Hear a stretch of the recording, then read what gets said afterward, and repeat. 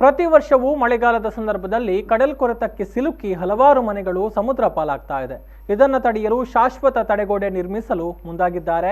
ದಕ್ಷಿಣ ಕನ್ನಡ ಜಿಲ್ಲೆಯ ಮಂಗಳೂರು ವಿಧಾನಸಭಾ ಕ್ಷೇತ್ರದ ಉಳ್ಳಾಲ, ಸೋಮೇಶ್ವರ, ಉಚ್ಚಿಲ ಪ್ರದೇಶದಲ್ಲಿ ಪ್ರತಿ ಮಳೆಗಾಲದ ಸಂದರ್ಭದಲ್ಲೂ ಕೂಡ ಭಾರಿ ಪ್ರಮಾಣದಲ್ಲಿ ಕಡಲ್ಕೊರೆತ ಸಂಭವಿಸ್ತಾ ಇದ್ದು, ಪ್ರತಿ ಸಂದರ್ಭದಲ್ಲೂ ಕೂಡ ಸರಾಸರಿ 20ಕ್ಕೂ ಹೆಚ್ಚು ಮನೆಗಳು ಸಮುದ್ರ ಪಾಲಾಗ್ತಾ ಇದ್ವು.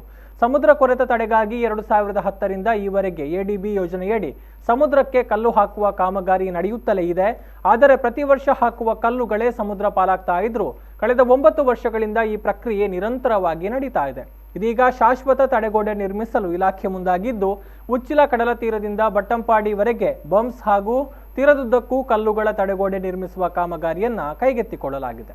ಉಳ್ಳಾಲ ಕಡಲ ತೀರದಿಂದ ಹಿಡಿದು ಸೋಮೇಶ್ವರ, ಉಚ್ಚಿಲದವರೆಗೆ ಕಡಲು ಕೊರೆತದ ಸಮಸ್ಯೆ ಇದ್ದು, ಇಂತಹ ಪ್ರದೇಶಗಳನ್ನು ಗುರುತಿಸಿ ಅಲ್ಲಿ ಬ್ರೇಕ್ ವಾಟರ್, ಬಂಪ್ಸ್ ಹಾಗೂ ಬಂಡೆಗಳ ತಡೆಗೋಡೆ ನಿರ್ಮಿಸುವ ಕಾಮಗಾರಿ ನಡೀತಾ ಇತ್ತು. ಆದರೆ ಲಾಕ್ಡೌನ್ ಬಳಿಕ ಕಾಮಗಾರಿಯನ್ನ ಕೈಗೆತ್ತಿಕೊಂಡ ಕಂಪನಿಯು ಕೆಲಸವನ್ನು ನಿಲ್ಲಿಸಿತ್ತು. ಇದೀಗ ಮತ್ತೆ ಕಾಮಗಾರಿ ಆರಂಭಗೊಂಡಿದೆ. ಇನ್ನು ಈ ಕಾಮಗಾರಿ ಯಾವಾಗ ಮುಗಿಯುತ್ತೋ ಎನ್ನುವಂತಹ ನಿರೀಕ್ಷೆಯಲ್ಲಿ ಕಡಲ ತೀರದ ಜನತೆ ಇದ್ದಾರೆ.